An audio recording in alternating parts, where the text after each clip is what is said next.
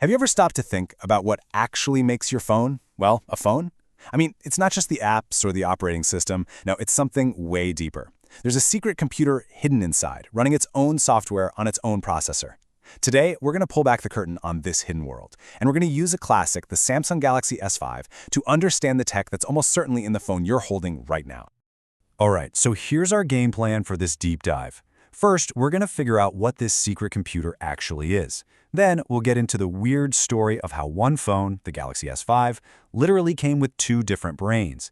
After that, we'll see how these two brains talk to each other, what language they use to connect to the outside world, and finally, we'll get to the scary part, the hidden security door this whole setup creates in pretty much every phone out there. Okay, first up, let's meet this secret second computer. This is probably the most important chip in your phone that you've never, ever heard of. And it's the real unsung hero that's handling every single call you make, every text you send, and every byte of mobile data you use. It really is the heart of your phone's connection to the world. I mean, it seems like a pretty simple question, right? You've got signal bars, you hit call, and it just works. But here's the thing. The part of your phone running all your apps, the main processor, it has absolutely no idea how to talk to a cell tower. Zero clue. That entire job belongs to a totally separate, specialized, and really powerful component. And that component is the baseband. But look, it's not just a simple chip. It's a full-blown independent computer. I'm talking its own processor, its own memory, and its own special kind of software called a real-time operating system, or RTOS. That's just a fancy way of saying it's built for one thing, being incredibly fast and reliable. The key here is to think of it like a built-in modem that's completely separate from the brain that runs Android. And this thing never sleeps. Its job is non-stop, 24/7. This secret computer is responsible for everything that makes your phone a phone. It's managing your voice calls, sending your texts, setting up your data connection, and you know when you're driving and your call somehow doesn't drop? Yeah, that's the baseband, seamlessly juggling your connection from one tower to the next. It's the true communications hub. Now, to make all this a bit more concrete, let's look at our case study, the Samsung Galaxy S5. This phone is the perfect example of just how complex this all is. Why? Well, because depending on where you bought an S5, you are actually getting one of two completely different phones on the inside. So you either got a Galaxy S5 with a Qualcomm Snapdragon processor, or you got one with Samsung's own Exynos chip. And you can see here, yeah, they had different CPUs, different graphics, but that's not what we care about.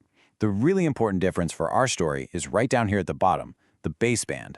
The Qualcomm chip had its radio functions integrated, while the Exynos version used a totally separate, discrete chip for the job. So think of it this way. For the Qualcomm version, the baseband was kind of like an attached garage, part of the main structure. It was handled at a special coprocessor called a hexagon DSP that was built right onto the main chip. But for the Exynos models, Samsung basically built a separate guest house out back. It used its own Shannon baseband chip, running its own proprietary software. So you had two versions of the same phone with two totally different cellular brains.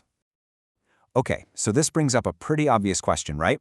If you have two separate computers inside your phone, one for your apps and one for the cell network, how in the world do they talk to each other? How does you tapping the call button on the screen actually get translated into an action by the modem? Well, they do it with a really clever system that's basically a digital mailbox. A small piece of the phone's main memory, the RAM, is set aside for both of them to use. The main processor, the one running Android, just writes a command into that mailbox. The cellular processor is always watching it, so it sees the message, picks it up, and carries out the instruction. And get this, it's not just that the hardware is different. They literally speak different languages. The two versions of the S5 used completely different protocols for that mailbox. The Qualcomm version used a language called QMI, but the Samsung Exynos version, it used its own secret proprietary language called SIPIC. For the exact same phone model, you had two completely different ways for the main brain to talk to its modem. But you know, talking to the main processor, that's actually the easy part. The baseband's real job, its full-time gig, is speaking the incredibly complicated language of the global cellular network itself. And trust me, it's a language with a massive, massive vocabulary. Just to keep you connected, the baseband has to juggle dozens of these complex protocols at once. It's like a symphony conductor. It's using radio resource control to make sure you have a good signal. Mobility management is what keeps your call from dropping when you move. And call control is what actually sets up and ends a voice call. It's this constant, high-speed performance of digital communication, and it's all happening completely in the background. So now we get to the really critical part of this whole story. You've got all this complexity running on a separate computer with its own secret software, and it's always on. What does that create? It creates a massive and almost completely invisible target for attackers. This is the hidden attack surface. And here's what makes it so incredibly dangerous. Because the baseband has to be listening to the network all the time for calls and data, it is always exposed. An attacker doesn't need you to click a bad link, they don't need you to install a malicious app, nope. All they need to do is send a specially crafted message from a fake cell tower straight to this hidden computer. No user interaction whatsoever. And this isn't just a theory. As you can see from this table, this stuff is real. These are real vulnerabilities that have been found over the years. Way back in 2015, a flaw in the S5's Shannon baseband let an attacker with a fake tower take it over.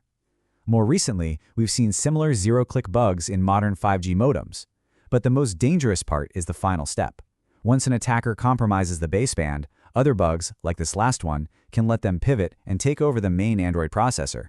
At that point, it's game over. They have full control of your entire phone. And that leaves us with a final and pretty alarming thought. The next generation of cellular technology, 6G, it's not just going to carry our data. It's being designed to use radio waves to literally sense the physical world around us. Your phone could one day be a radar, a gesture sensor, you name it. So as this secret computer gets more and more powerful and more aware of our world, the question becomes more urgent than ever. How do we secure a computer that we can't even see?